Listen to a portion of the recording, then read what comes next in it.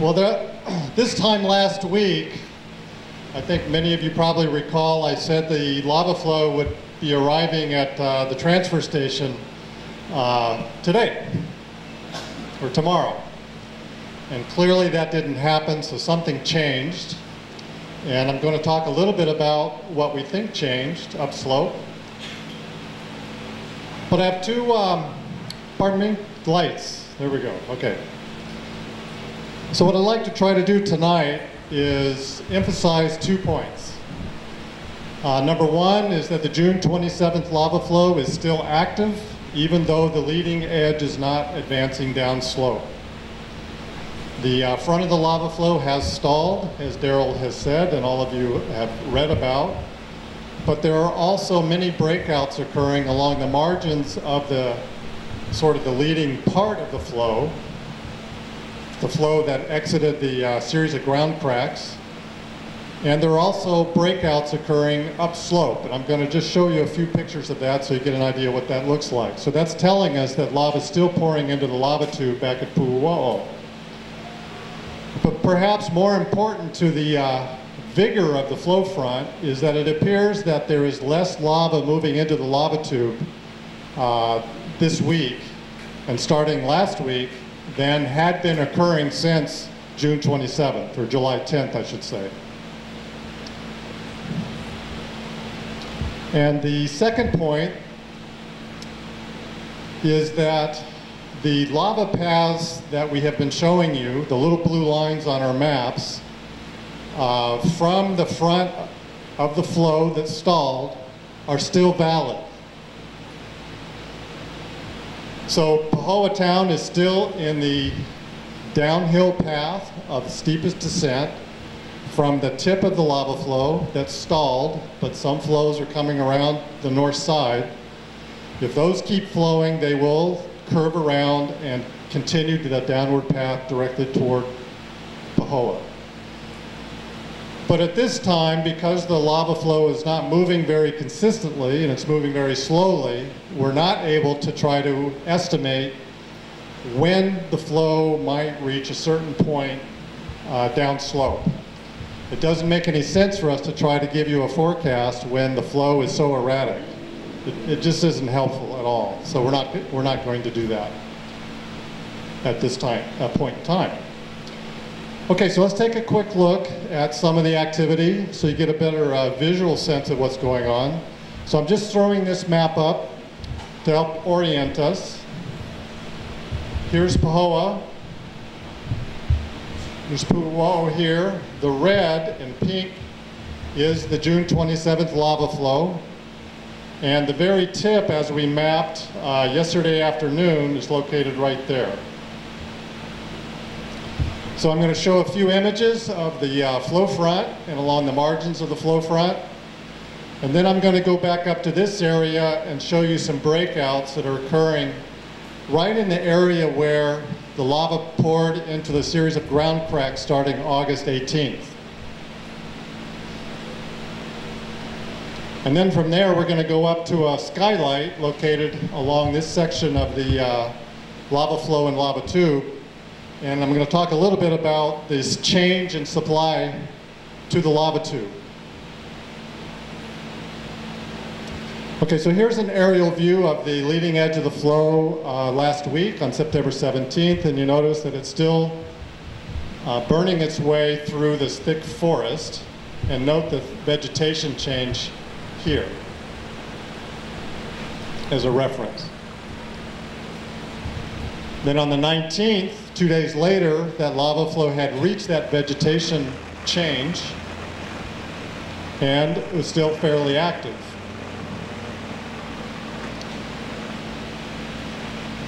And this is a photograph of the same area taken yesterday. And the flow moved just a little bit forward from the 19th, but not very much, a couple of 100 yards perhaps. But the activity now seems to be focused a little bit on this burning area here, which is a slow-moving lava flow that's spread out, Pohoihoi lava, very thin. And you also notice some burning areas here along the margins, all the way back up to the ground crack there.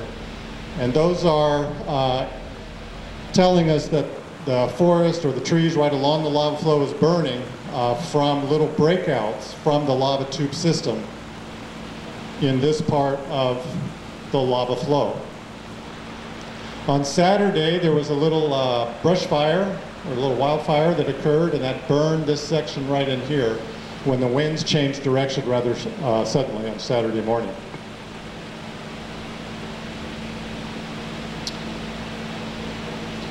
So it's a little hard to see the active lava just by visually looking at the flow. So we usually take our infrared video camera with us so that we can get a better sense where the heat signatures are on the surface of the flow and also along the margins of the flow. And so tried to register these two. And so here's a picture of that at the same time of the lava flow using a thermal infrared camera. And the brightest parts that you see here, the very bright, the whitish areas, are areas where there's active lava right at the surface. And in this case, you can see the most active part, the brightest part, the hottest part is right here, and that's that little that little arm that's moving off to the north. Okay, so if we go back up slope toward the area where, right at the area where lava started pouring into the ground crack system on August 18th, this is what you would see. And we're looking to the south. The crack system is going from lower right to upper left, so Pahoa and the active leading edge is off to the left. That little plume right there and the little crack that you can kind of see going off to the upper left is where lava is still currently pouring into that ground crack system from the lava tube, and the lava is continuing underground and pouring out in this direction until it exits the ground crack system a couple of miles down, a couple kilometers down slope. So this is an area that has been had a series of breakouts at the surface, and the flow that Daryl mentioned going off to the north is this one right here. It hasn't moved very far in the past several days. And the smoke that you see here is from the burning trees, so it's telling us there's still active lava at the leading edge, but it's not very vigorous. And this flow, if it keeps going, is trapped at the crest of the East Rift Zone in that ground crack system where there are down-drop blocks and fractures running through the system. So it could probably absorb as much lava as the lava will deliver to there. But there are also some breakouts occurring along here. If I show a little close-up of that area, then this is what this looks like. And you can see little flows occurring, dribbles occurring along the margin of the flow and burning the trees. So the June 27th flow is still active, as we can tell by these breakouts and the flow toward the leading edge. If we go up slope, there are still breakouts occurring there, and we can see a number of skylights into the lava tube, like this one here. And in the background is Pu'uo'o. And the vent that's supplying the lava to the lava tube is right on the right shoulder of this perched pond or this shield, so it's right in here. And that vent is about 130 feet below, 100 to 130 feet below the rim of Pu'uo'o. And we were able to make some measurements yesterday across the lava tube that tells us the area, the cross-sectional area of the active part of the lava tube is smaller than it was a week and a half ago or so. And because it's a smaller cross-sectional area, that means there is less lava that is being transported through that lava tube and into the distal part of the lava flow.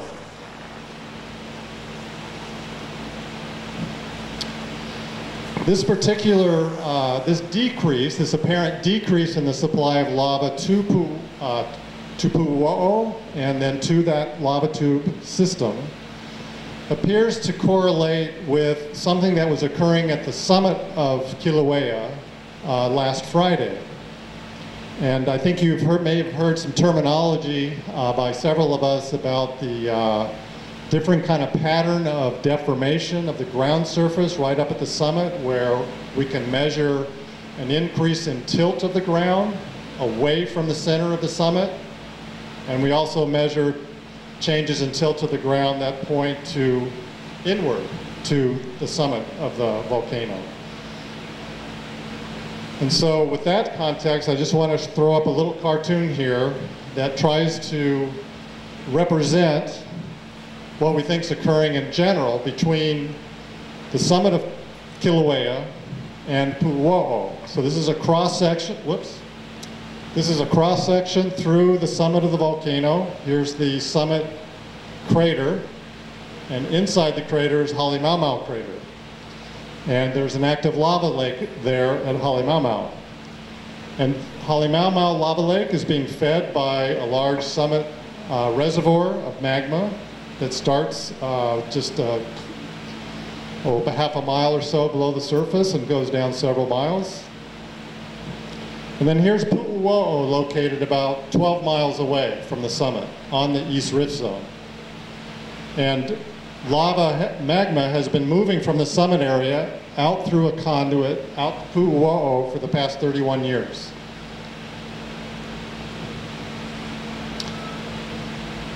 So what we've noticed is that when the summit of the volcano starts to deflate a little bit, as shown by the tilt meters, that is, the ground starts to sort of collapse inward very, very slightly, that only the instruments can pick up, that represents sort of a depressurization of the summit reservoir. And for the past several years, Pu'uo'o would follow suit in a matter of hours to a day or two. That is, if there was a deflation of the summit of Kilauea, Pu'uo'o would also show a kind of deflation. And so not as much magma was making its way out to Pu'uo'o. Likewise, when the volcano started to inflate or show an outward tilt, Pu'uo'o would follow suit and start pressurizing as more magma was making its way out to Pu'uo'o.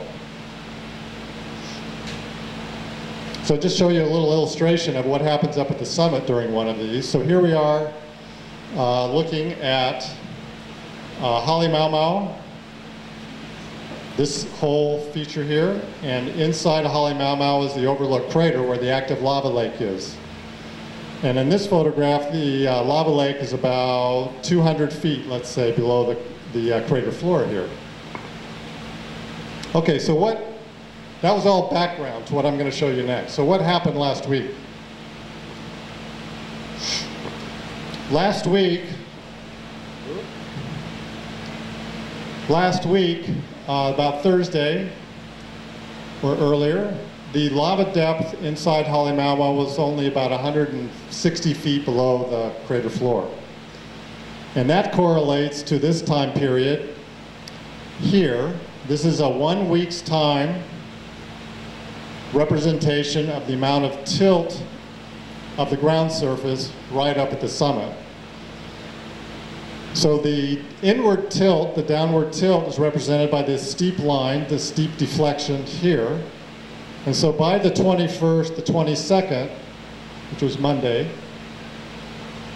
the lava in Halemaumau subsided about 60 feet.